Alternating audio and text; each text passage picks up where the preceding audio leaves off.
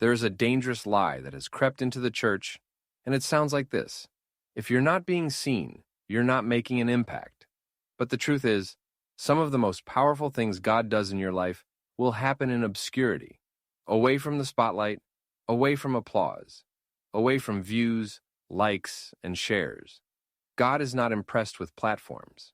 He is looking for people who will obey Him in the secret place.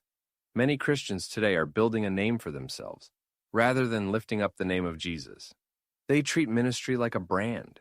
They treat their calling like a career. But when your influence becomes more important than your integrity, you are no longer serving God. You are serving yourself.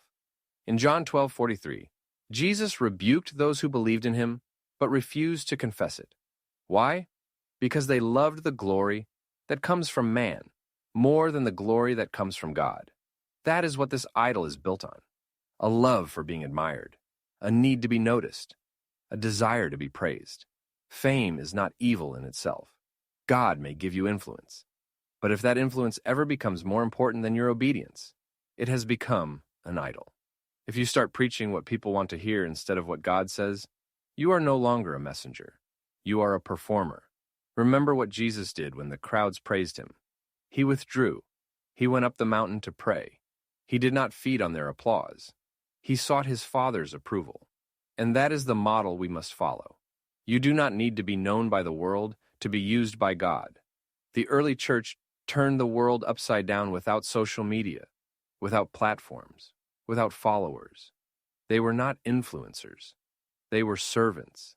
They were faithful, and they were filled with the Spirit.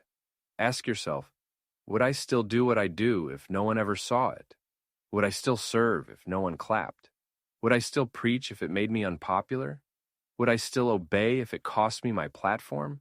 If your answer is no, then it is time to tear down the idol of fame. Come back to the secret place. Let God purify your motives. Let Him strip away your pride. Choose faithfulness over fame. Choose Jesus over attention.